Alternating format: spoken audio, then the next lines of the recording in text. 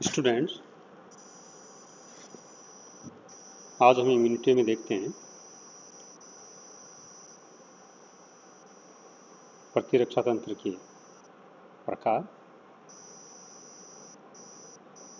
Immunity basically दो प्रकार की है। प्रथमतः इनेट इम्यूनिटी, इसे नेचुरल तथा नॉन स्पेसिफिक इम्यूनिटी के नाम से जानते हैं। सेकेंड वन है एक्वायर्ड इम्यूनिटी, उपार्जित इम्यूनिटी, इसे स्पेसिफिक इम्यूनिटी के नाम से भी जानते हैं। इनेट इम्यूनिटी, इसे इनबॉर्न इम्यूनिटी या जन्मजात इम्यूनिटी के नाम से भी जानते हैं। It is based on genetic and previous experience. हम कह सकते हैं कि जन्मजात इम्यूनिटी पूर्व के अनुभव तथा आनुवंशिक के ऊपर निर्भर होती है, या जंतु पूर्व में जिस किसी पैथोजन के द्वारा इन्फेक्टेड हुआ है पहले से, तो उसके प्रति पहले से उसमें इम्यूनिटी पाई जाती है, या पहले से ही जंतु उसकी पहचान कर पाता है, या उसमें उसके एक्सपीरियंस पाए जाते हैं। इसे प्रथम और सेकेंड लाइन की डिफेंस मैकेनिज्म के नाम से जानते हैं। इस इम्यूनिटी में फिजिकल बैरियर भी पाए जाते हैं, या ये इम्यूनिटी फिजिकल बैरियर के द्वारा भी प्रदान की जाती है। ये फिजिकल बैरियर स्ट्रक्चर होते हैं, संरचनात्मक हो सकते हैं, या जंतु की संरचना में इस प्रकार के बैरियर पाए जाते हैं जो जर्म्स तथा बैक्टीरिया या अन्य किसी पैथोजन को या किसी भी इन्फेक्शन करने वाले कारक को शरीर में प्रवेश करने से रोकते हैं। ये इम्यूनिटी, ये इस प्रकार का डिफेंस मैकेनिज्म सभी प्रकार के जंतु में पाया जाता है, जिसे ये जंतु अपनी रोगों से सुरक्षा करते हैं या रोगों से अपने आप को बचा पाते हैं। फिजिकल बैरियर के संदर्भ में हम देखें तो फिजिकल बैरियर एपिथेलियल सेल्स तथा म्यूकस कोशिकाओं के द्वारा प्रोटेक्टिव होते हैं, या ये कहें कि आउटर मोस्ट लेयर का निर्माण करते हैं। इसमें केराटिनाइज्ड डेड सेल्स या केराटिन की बनी हुई डेड सेल्स हो सकती हैं, होती हैं। हार्ड फाइब्रस प्रोटीन पाए जाते हैं। ये वाटर तथा जम्स के प्रति प्रूफ होते हैं, या इनसे जम्स तथा वाटर या पानी बॉडी में प्रवेश नहीं कर सकता, क्योंकि केराटिन प्रोटीनियस लेयर है। तो हम कह सकते हैं कि ये प्रोटेक्टिव लेयर जम्स को जंतु में प्रवेश करने से रोकते हैं, या इन लेयर से जंतु अपने आप को पैथोजन से सुरक्षित महसूस करता है, या पैथोजन इसमें प्रवेश नहीं कर पा सकते। जैसे हम देखते हैं नॉस्ट्रिल हेयर या नेजल पैसेज के अंदर जो हेयर पाए जाते हैं, ये भी बैक्टीरिया तथा फंगस के प्रति रेजिस्टेंस प्रोवाइड करते हैं। यह कह सकते हैं कि किसी माइक्रो ऑर्गेनिज्म जो हवा के द्वारा, जो श्वास के द्वारा जो एयर इनहेल की जाती है, या श्वास के द्वारा जो वायु शरीर में प्रवेश करती है, उसके साथ अगर कोई बैक्टीरिया, फंगस या कोई डस्ट पार्टिकल या माइक्रो ऑर्गेनिज्म बॉडी में प्रवेश करता है, तो ये नोस्ट्रिल हेयर से चिपक जाते हैं, या नेजल पैसेज में पाए जाने वाले रोम हैं उनसे चिपक जाते हैं, ये बॉडी में प्रवेश नहीं कर पाते। तो हम कह सकते हैं कि नासा छिद्रों में पाए जाने वाले बाल भी या ये रोम भी माइक्रो ऑर्गेनिजम्स, या ये कह सकते हैं कि किसी भी बैक्टीरिया, फंगस या किसी भी पैथोजन से जंतु को सुरक्षा प्रदान करते हैं। एपिथेलियल एंड म्यूकस लेयर,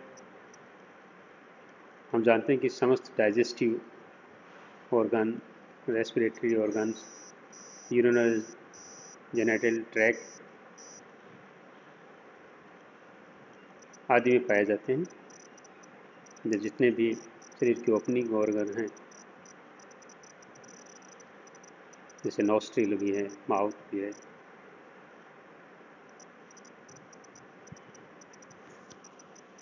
मूत्रजनन तंत्र हैं, तो इन सभी भागों के अंदर एपिथेलियल टिश्यू तथा एक के साथ एक म्यूकस लेयर पाई जाती है। उपकला कोशिकाओं की ये म्यूकस लेयर भी जर्म्स को या पैथोजेंस को बॉडी में जाने से रोकती है या इन्फेक्शंस को रोकने में सहायक होती है। जैसे हम पहले ही डिस्कस कर चुके हैं, नेजल ट्रैक में जो सीलिया या रोम पाए जाते हैं,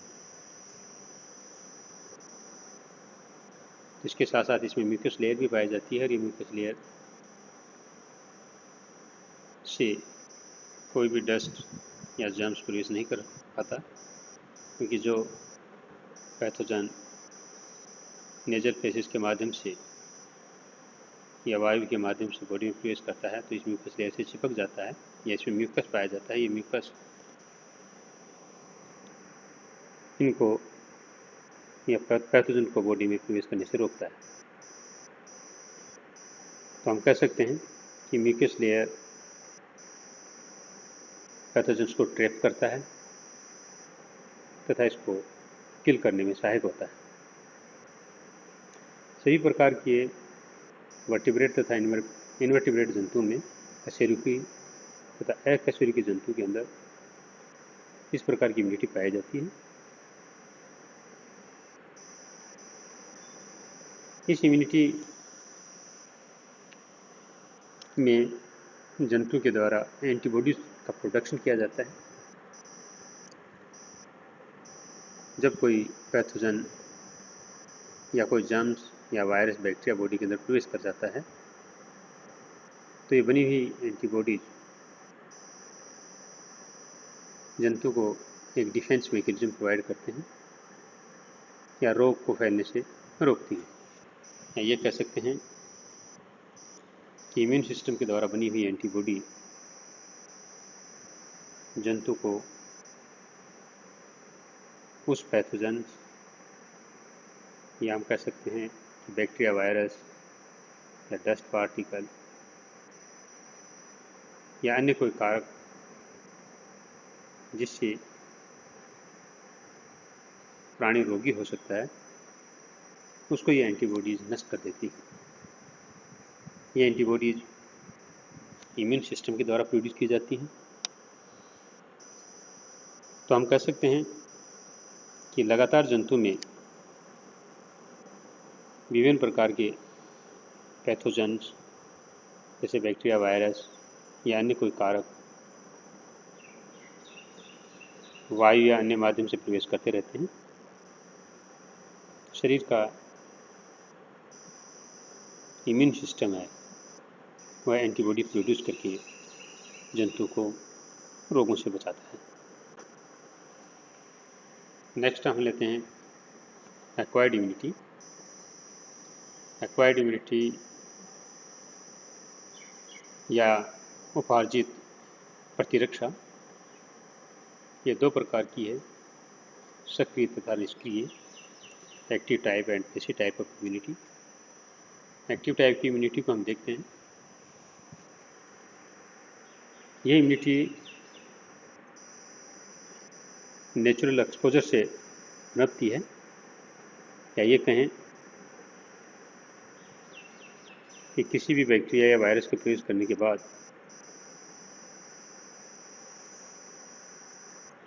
जंतु में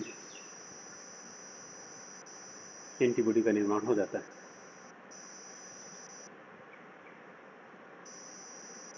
ये इम्यून सिस्टम के एक्टिव फंक्शनिंग के ऊपर डिपेंड करती है। इसे ह्यूमरल इम्यूनिटी के नाम से भी जानते हैं। इस इम्यूनिटी में इम्यूनोलॉजिकल एक्टिव सेल्स के द्वारा एंटीबॉडीज का निर्माण किया जाता है।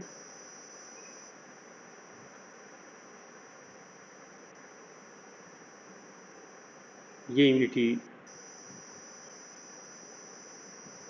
किसी एंटीजन के प्रवेश करने के बाद में जंतु में प्रोड्यूस होती है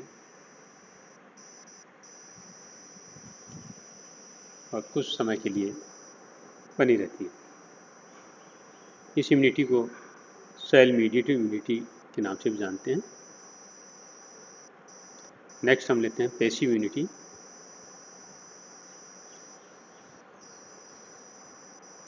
ये इम्यूनिटी किसी एंटीबॉडी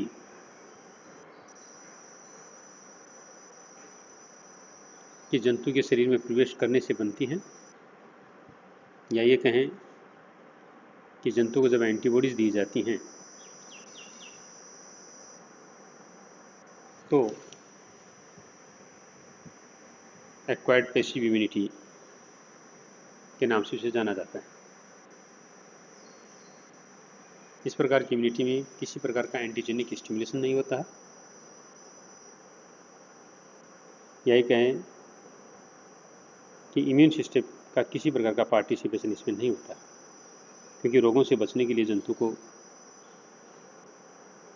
बाहर से एंटीबॉडी दी जाती है। इस प्रकार की जो इम्यूनिटी है ये टेम्परेरी प्रकार की इम्यूनिटी होती है, या ये कह सकते हैं कि जब तक एंटीबॉडी का डोज जंतु को दिया जाता है उस ड्यूरेशन तक या उस दौर तक या उस समय तक ये इम्यूनिटी जंतु में बनी रहती है। इसलिए हमें इसे एक्वायर्ड पैसिव इम्यूनिटी के नाम से जानते हैं। तो हमने आज एक्टिव तथा एक्वायर्ड इम्यूनिटी के संदर्भ में जाना। अर्थ इम्यूनिटी हम जानते हैं कि जंतु में जन्मजात होती है या उसके जन्म के साथ पाई जाती है। वो इम्यूनिटी स्पीसीज स्पेसिफिक है या प्रत्येक जाति के जंतु के अंदर इनबोर्न इम्यूनिटी पाई जाती है, परंतु एक्वायर्ड इम्यूनिटी को उपार्जित किया जाता है, किसी एक्सपोजर के द्वारा किया जा सकता है, जिसे हम जैसे कि एक्टिव इम्यूनिटी कह रहे हैं, या हम जंतु को